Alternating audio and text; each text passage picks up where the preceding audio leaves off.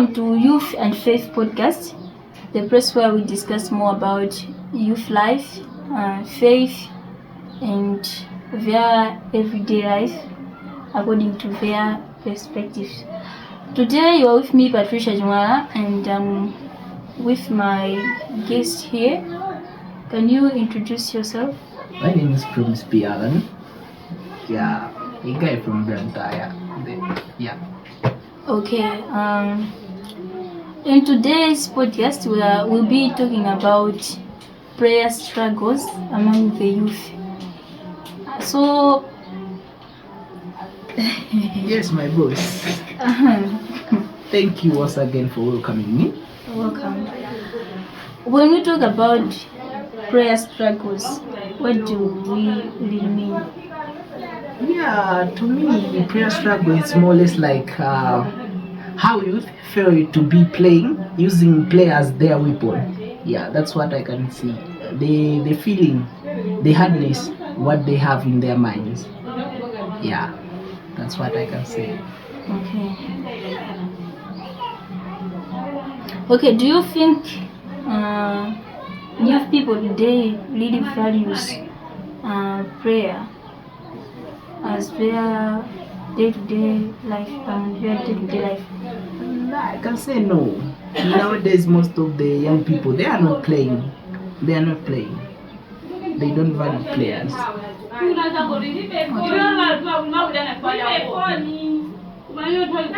Okay, so what's the reason behind this issue of not valuing prayer? What I can say is like nowadays we are in the electronic world. Yeah, most of the young people, like the youth, they are at the age of teens and early 20s, they do have their smartphones. So they, in their everyday life, they don't they don't put playing as in their everyday plan. They are not. Most of the time they're on their phones, TikTok, yeah, and many media platforms. Yeah, that's what I can say. Okay, meaning to say that social media and technology is the main source of lack of prayers, or are there other causes? Yeah, it's like social media. Yeah, there are a lot of them, but I'll just mention a few of them. Like there are social media, like peer pressure, we can also say like that. Yeah, things like that. Because what I can tell you nowadays, a person who is having a smartphone, it's rare for them to find them gathering groups, players. Yeah, it's like that.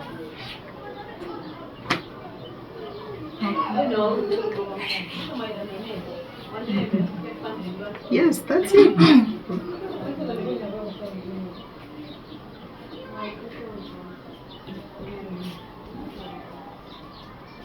Okay, so do you think that youth sometimes see prayer as something more boring? Yeah, I can say so. So, okay, so what are the possible ways for a youth to end such kind of thing? Yeah, it's like, okay, when they gather like 3 or 4 people, encouraging each other to be having their players, like fellowships. We can also, nowadays, as well, I already said that we are in the electronic state. We can just be creating the Bible study groups where people can be sharing the word of God. Okay, so what's your say on doubt? Some people don't pray because they doubt that God doesn't hear their prayers. Maybe they have been praying for something and it didn't happen. What can you say on that? Yeah, it's like, most of the youth they think so that God doesn't exist, but God does exist. But the main thing they have to do is when you pray to God while you are doubting, that prayer won't be heard to God. That's it. You have to put faith. Yeah, when you put faith, and everything is possible with God. Yeah, that's it. And when even you go in Bible, there is stories of people who doubt at first, and but they lean in they focused on God, and they prospered in life. Alright, so can you tell us one of the youth person in the Bible who prayed and he quoted? Yeah, there's this book of like the book of who they call David, the one who killed Goliath. That one also, he was young and he believed in God and he prospered in life. And there's this book of Joseph, the one who was sold, and at the end he became a king just because he believed in God after meeting several struggles, but he was on God's side and he prospered in life. Alright, so meaning to say that prayer is the key to prosperity. That's it, I can say so. So what can happen if youth people truly commit themselves to prayer? What are the benefits to their day-to-day life, like school, in their community? Okay, it's like when you believe in God, everything is possible. I can say so. I can say like, if you are a student nowadays, most of the people, most of the youth, we are going to school, we go to work. But when like for people who go to school, when they play, their minds are like they do have free minds. Most of the time, their minds is not like complicated. They do have free minds just because they played God, and God put hand on it, and their things they are successive. To people who go to work, most of the people who play, they got promoted. Yeah, and I do have evidence on that. Okay, so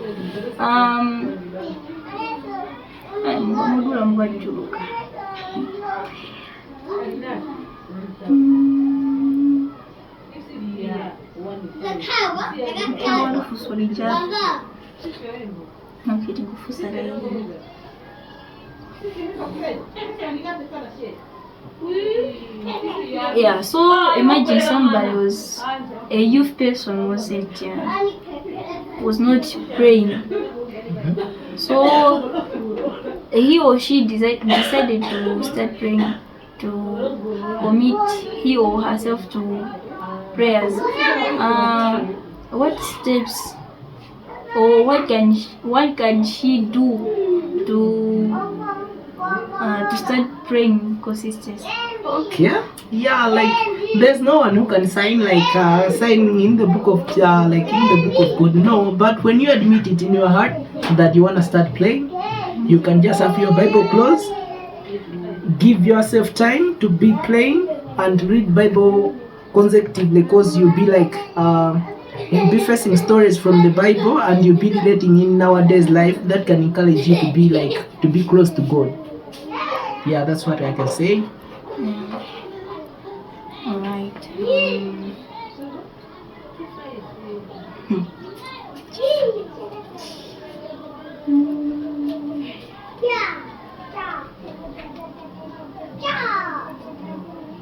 Okay, so what can you say to a youth person who is listening to us here, who thinks that prayer doesn't work? To those people who don't believe that prayer is not prayer, it doesn't work. What I can say is that they have to try, because there's no evidence that can a person give without trying it. But to me, I can say that prayers are real, because when I take even my example, I was one of them people who doubt that prayers doesn't work, but now I can assure you that prayers work. Alright.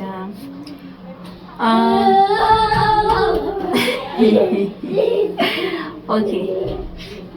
Ili mami mimi nisenga? 9 minutes. About 9 of at number 10. Okay, ziteka koma.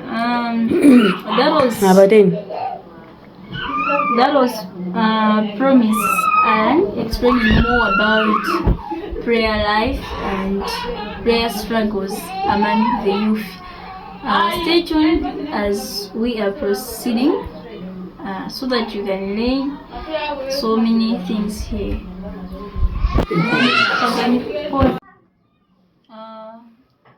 How can a youth person make prayer life like more person than taking it as a ritual? As you say, how can like fuso Japanese? Ndende bila sofusa. Mas fuso Japanese Unafusa gari. Iye na mena gani kai kuweka. Okay. Yeah, he or she has to follow people who has testimony.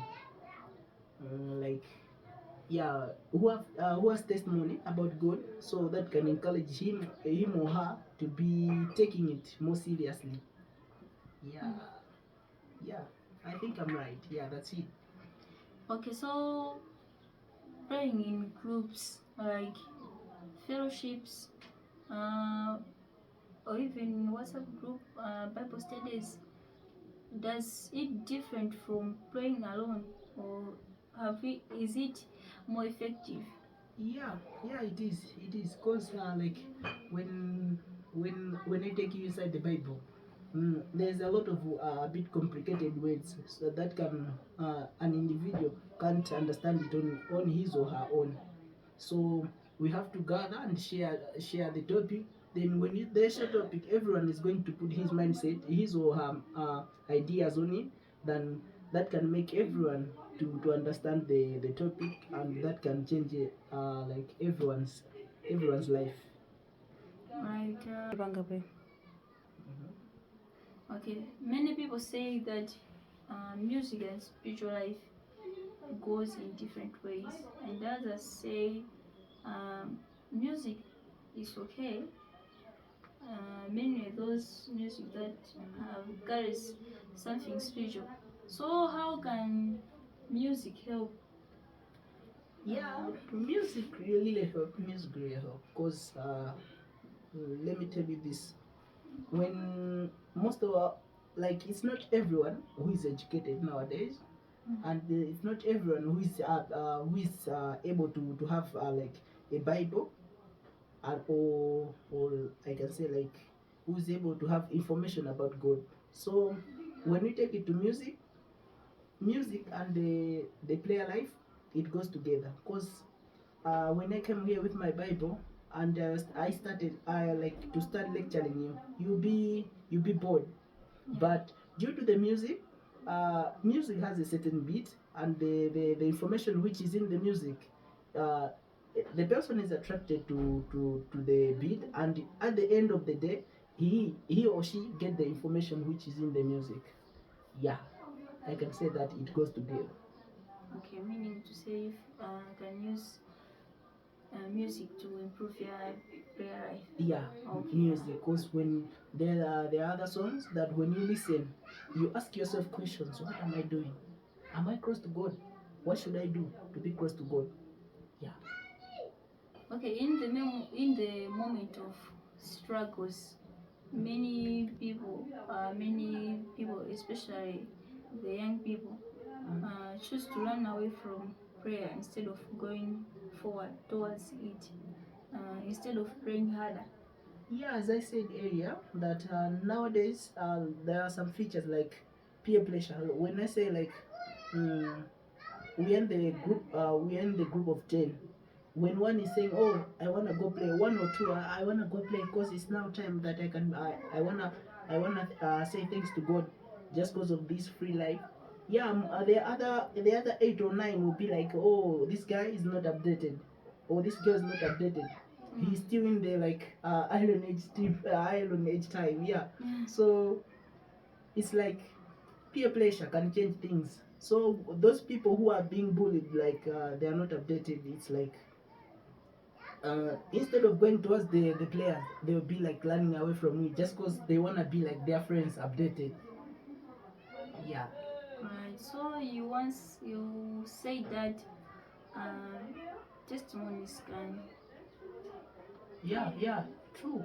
Testimonies can make a person to change his behavior or can change his mindset. Because when I'm like, oh, nowadays I come to you like a person come to you, oh, I was planning to go to help me with like with a car. Now I do have two cars.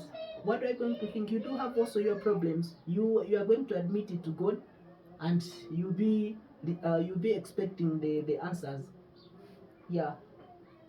Okay, so do you think unanswered prayers and unanswered prayers can weaken prayer life or strengthen it, the relationship with God among the youth? I can tell you like this: there's no rejected player from God. Every person who plays, and God has His time, because you can't play today and expecting the answer tomorrow. That's impossible. But it it's like when you play and keep on playing, God plan. You have everyone has his or her time that can that can God bless with you abundant things or bless you with wisdom. Yeah. Tabanga pose guy. So do you think youth leaders and mentors can make player life more attractive to youth people? Yes. Okay, in which ways? Mm, like the leaders when they like before started talking to people, when they first of all encourage people to be playing, like at the open mic ask someone to play, and at the end asking someone to close with a player. It's like we youth people be thinking like, why are they doing like this? And the youth people will be encouraged to be also playing. We'll be thinking like, oh, that simply means the player is a weapon. What we'll be thinking like that. So when we are shaping that, when we take that in our mind, yeah, the youth people will be changed. Will be changed. Yeah. Okay.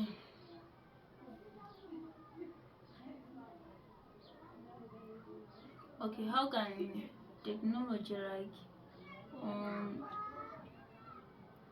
apps, online platforms help uh, people, especially the young people, to build their prayer life? Okay, I can say like this. Nowadays, everyone is having a phone, a smartphone. Yeah, that simply means a smartphone or even normal phones.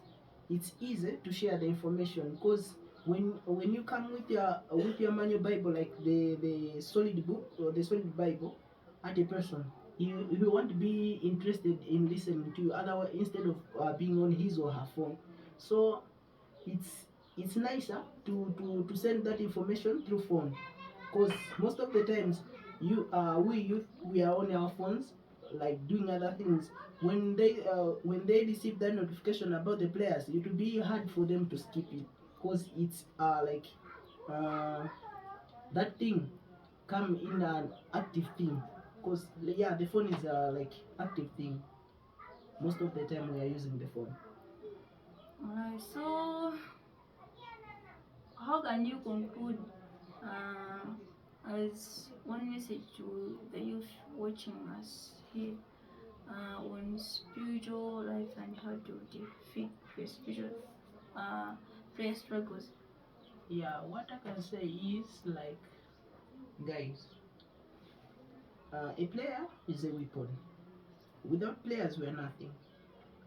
Because when we doubt on players, that simply means we are not in his hand. We are like, we don't have our support. God is our only thing, and what we have to do is to change our mind, value players. That's what I can say.